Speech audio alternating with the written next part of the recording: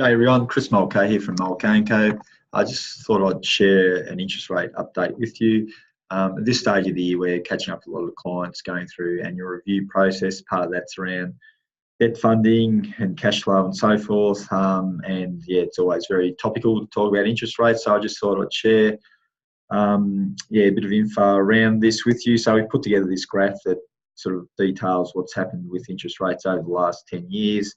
I've got the RBA rate down here, still sitting 1.5%. We've got the variable rate, 90-day floating rate, and then we've got the 3 and 5 year fixed rates there as well. So now these rates here are before the bank apply a margin or the customer margin. So you need to factor that in, which is typically around anywhere from 1 to 3% normally. So it's interesting to sort of see what's happened over recent times with these fixed rates starting to drop down a little bit, and you can sort of see that the variable or floating rate has just spiked up a little bit. Now that's probably off the back of banks increasing rates to cover what they say the increased cost of funding.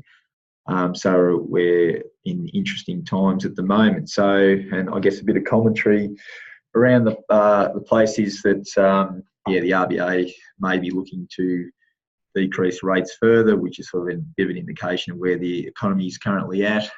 Probably late last year, off the back of sort of the realisation that the Sydney and Melbourne property markets were starting to slow down, or well and truly slow down, and also more recent times just seeing that the Chinese are probably starting to slow down as well, where we obviously send a lot of our exports. So there's a combination of things that are having a bit of an impact on us, but it sort of looks like from a borrowing perspective, interest rates are probably under control for the time being, and it's a good time if you haven't fixed rates at this stage to probably be assessing that as well. So I guess that's what we sort of work through to sort of see if how that sort of fits in with particular client circumstances.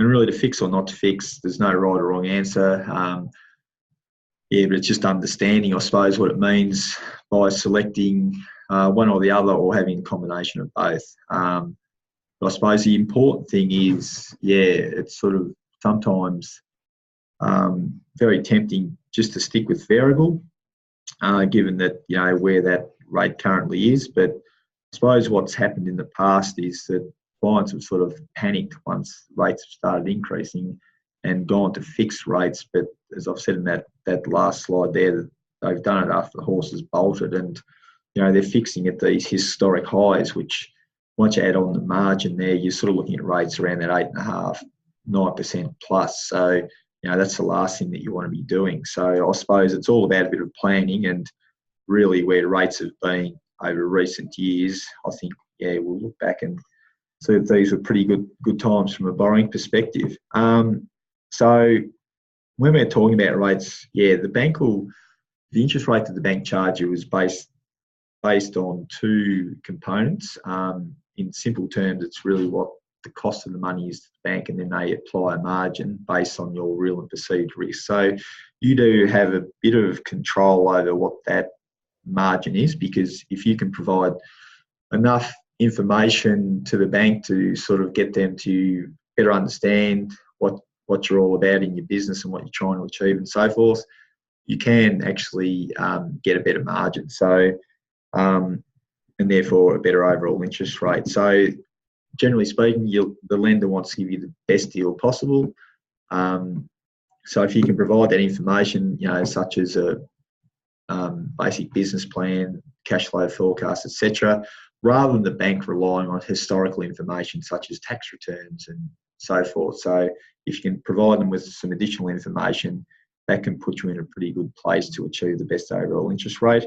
So just a quick wrap up. As I said, take advantage of these low interest rates. Make sure you're getting the best deal possible. We're still seeing the odd farm variable loan with a 3 in front of it, but most of them are sort of in that low 4 range, 4 to 4.5% range.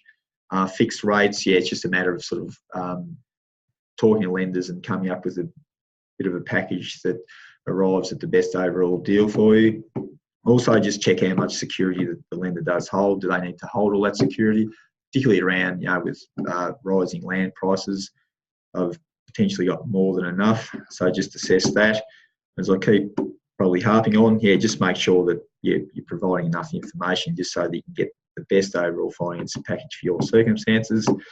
If you want any further info, don't hesitate to get in contact with me. We'll be sharing a lot of this information and updating as time goes on. So thanks for listening, and we'll talk next time. Thank you.